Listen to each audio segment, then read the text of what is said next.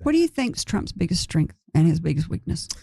Biggest strength is focus on a to-do list in foreign policy and domestic policy that he campaigned on, that he feels strongly about, and I think are generally in the mainstream of American political thought. What are those? Lower taxation rather than higher taxation, lower regulation rather than more regulation, and a sense that letting people keep more of their own and encourage business development. That's a pretty American philosophy. And I'd say over the years of America, a bipartisan, idea. On the foreign policy side, it's American leadership and yet sharing the load. Between World War II and the fall of the Berlin Wall in the 90s, when I worked for President Bush, the whole concept of Pax Americana was that America had the bulk of the economy in the world and that we were opening our markets and pulling people up. And then by the end of the 1990s, you had Europe on par with the United States in economic clout as an entity. You had Asia rising, the Asia tigers, particularly Hong Kong, Taiwan, particularly, but Singapore had done amazing things since World War II. So my philosophy there is we were all on board that. What Trump has come in and said, that's right, we're proud of that, we did it, but now we're not the largest economy only in the world. We have these other people with amazing economic success. They need to start sharing the economic burden in a more fair way. And just one quick example. NATO. The news media, NATO is the North Atlantic Treaty Organization. It's the American alliance with Europe to protect Europe from invasion, principally by either the Soviet Union before the Berlin Wall or an aggressive Russia afterwards. That's the concept.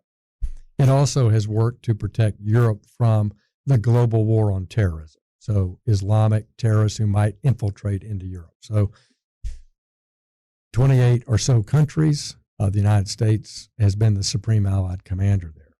But Jack Kennedy said in 1963, Europe is freeloading on the United States. They need to start paying more of their way. That was 60 years ago.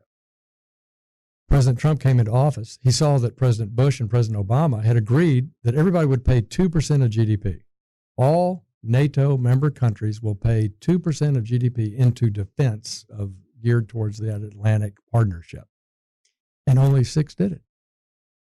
So President Trump said, well, where's everybody else? And he was criticized for that, like he's against NATO. And that's what I'd say to listeners. Quit making things so black and white. President Trump is exactly where President Bush was and President Kennedy were about getting Europe to pay more of their way. Germany, the largest economy in Europe, with a budget surplus, a trade surplus, no budget deficit, does not pay 2% of German GDP to protect NATO. And yet they're one of the principal countries protected by NATO. I wonder why people don't talk about that. Because our society doesn't stick with it to have enough of a conversation. To have a real conversation. I think that's one of the worst things about it. Right. And I think it has gotten worse. And I know you and I are good friends. We can talk about it. But if America would have this conversation instead of saying, he got out of NATO. Right. And or he doesn't believe in NATO or is against NATO or this is just not factually accurate. So what's his that's his strength. What's his weakness? Weakness is I think he talks too much and I think he tweets too much. I knew you were going to say that. And I think he gets off message.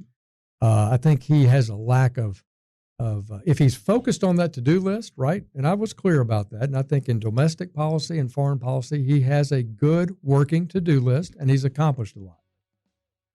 In business, we'd stay focused on that. Mm-hmm. But President Trump has a lot of entertainer in him, and he just, I think he hurts himself by talking too much and not listening enough in reference to your opening monologue. If you liked this video, subscribe to our YouTube channel by clicking on the picture of Kerry's face in the center of the screen. To watch the full-length interview, click the video in the top right. For more interview highlights, click the video in the bottom right. Thank you for watching.